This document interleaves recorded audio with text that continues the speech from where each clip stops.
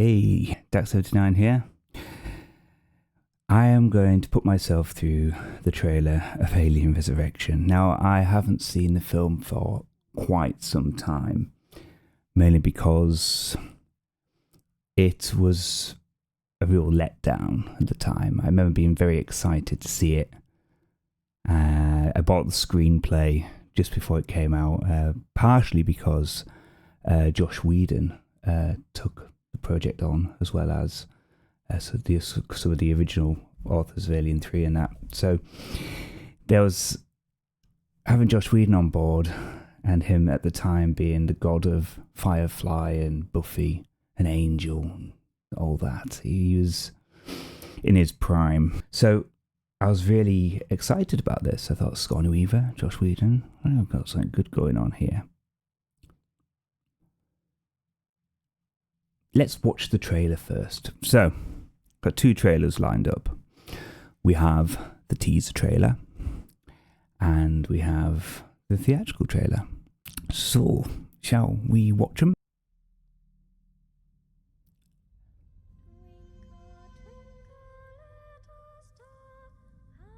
Very Dead Space, isn't it?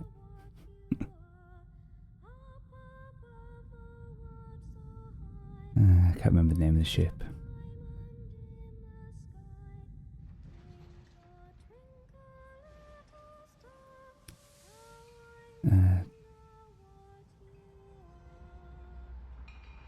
So we all going to start cloning our Sigourney Weavers.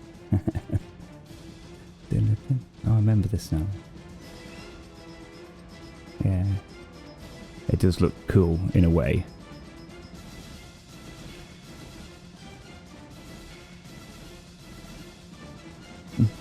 Who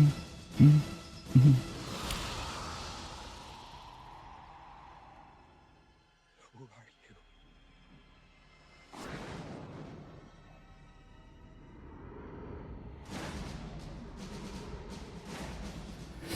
Yeah, Winona Ryder, eh?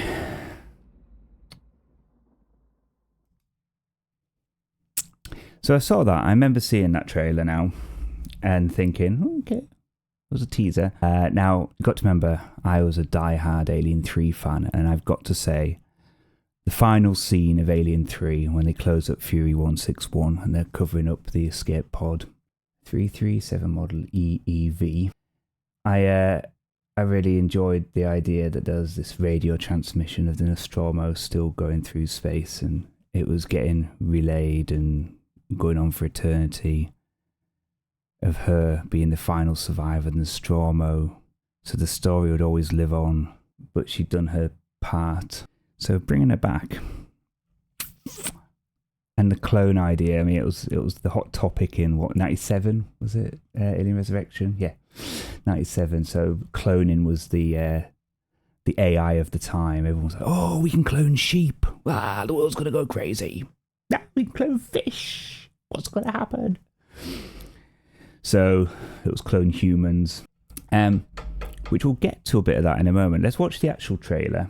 So this is the theatrical trailer. 20th Century Fox. Oh, rest in peace.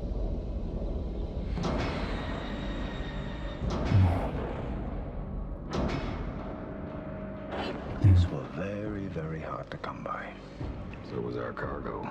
Whatever you got going on here ain't exactly approved by Congress. It's a military operation. Really? We'll talk about that in a moment. Who are you? Ripley Ellen, Lieutenant First Class, number 36706. Ellen Ripley died 200 years ago. You're a thing, a construct. They grew you in a lab. What the hell is going on here? He is breeding an alien species. Wish you could understand what we're trying to do here. Now they brought it out of you. I know Dr. Gideon is Brad, what's his face? You want to tell us what Voice this of is? Chucky. It's a queen. One of my favourite B-rated actors. Breed. There he is. Love him. You'll die.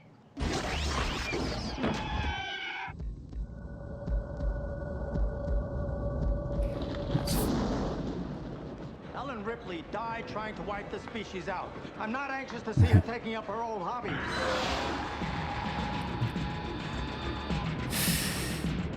So, I don't know, it just doesn't look great, does it?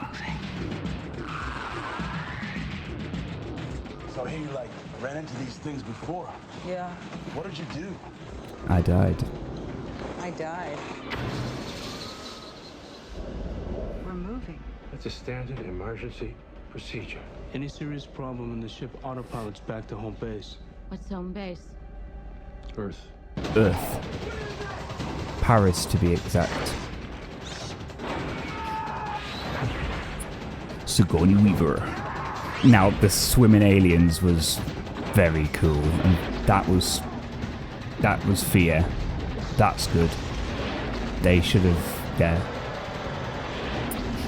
A bit of bad CG.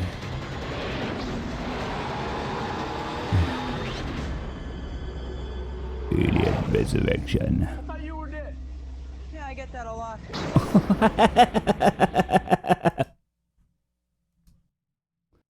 Oh, it wasn't good, was it? I mean, the idea of the cloning, fair enough. But something interesting about Alien Resurrection.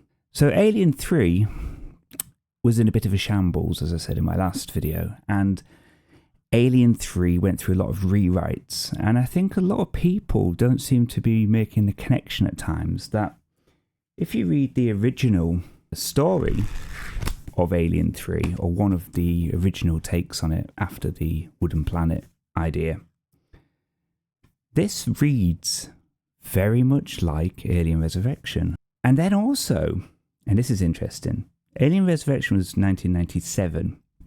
Now, you might have remembered there was a line of novels that were written: Earth Hive and Nightmare Asylum, Aliens, The Female War, Aliens Genocide, Alien Harvest, Aliens Rogue, Labyrinth. Now, Labyrinth read very much like Resurrection, and Labyrinth came out in 1996, the book. Okay, so it's a year before Resurrection. But the other part of the book that's what the novel series that's so similar is Nightmare Asylum. And that came out in 93, which ironically was a year after Alien 3. It's like the failed version of Alien 3 the failed story ended up being parts of multiple novels. And the original books that are coming out now, which are selling very well. I myself didn't enjoy Resurrection. I thought, first off, there's a lot of sort of silly things about it.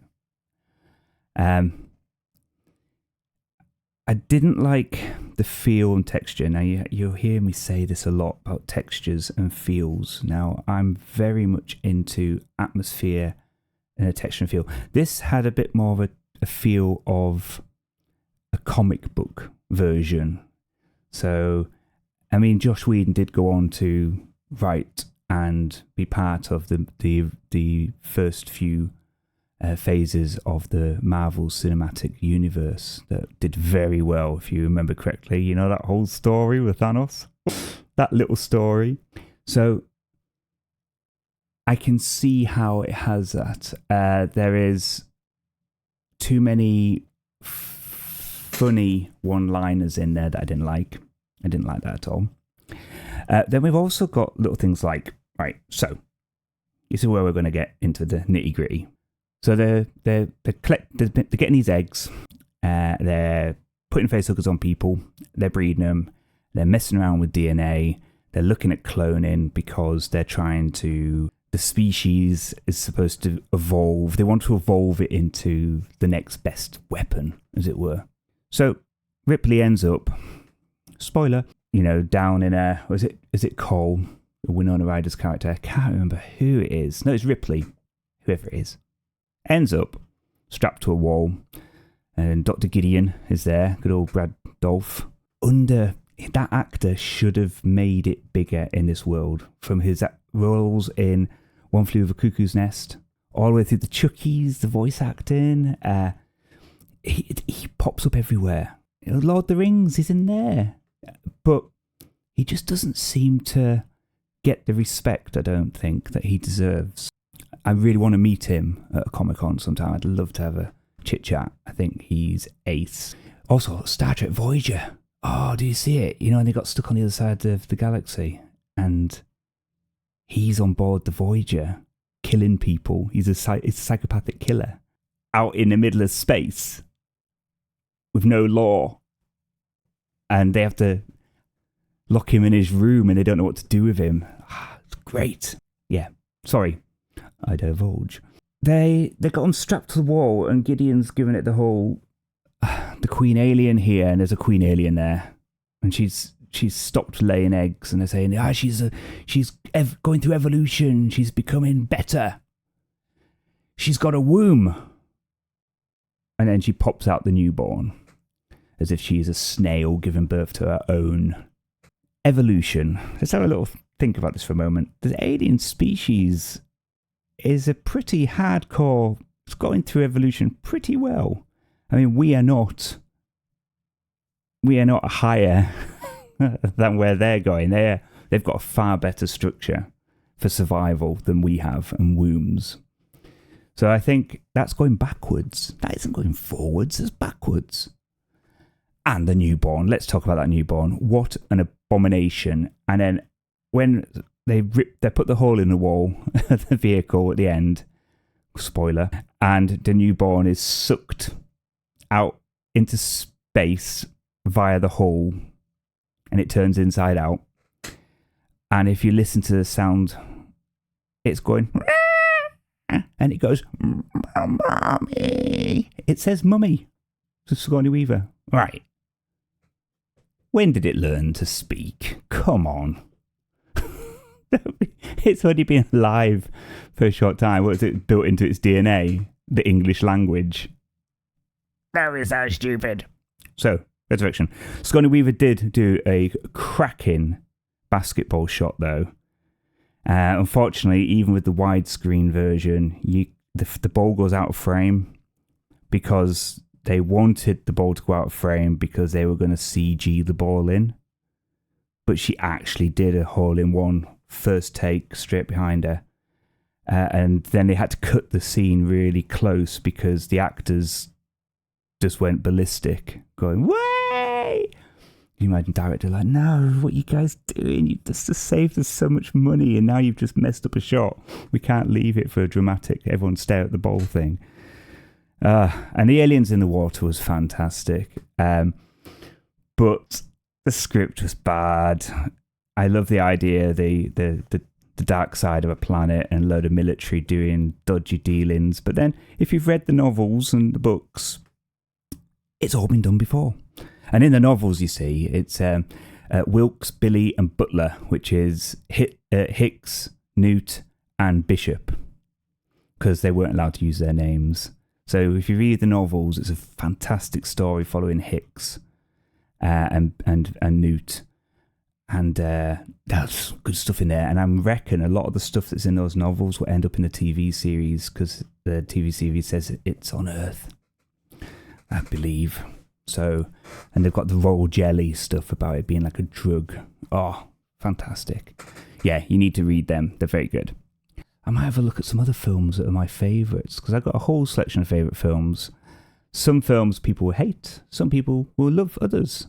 But the thing is, I like them. So I'll like talking about them too. I know lots of useless facts. Like when they end up on Earth at the end of Alien Resurrection, depending on which version of the film you watch. I found it funny that the director was French. So all films, they always end up in America, don't they? Yeah. Well, no, they end up in France. But when they get there, everything's wrecked. And also, they crash the big ship into Earth. They go, oh yeah, that side of the planet, it's not inhabited anymore, that side of the planet, because Earth's in a mess. Crash it there. This ship is like, it's like a meteorite hitting Earth, right? You've just nuked Earth with your own ship, right? So that's stupid, A. B, when they finally get to Earth, there's nothing there because it's derelict. And it's like, why are they so invested in stopping the ship getting to Earth when there's nobody there? Everyone's in space. Earth's a mess. Let the aliens have it. Jeez, move on. Anyway, I'm off. See you later. Bye bye.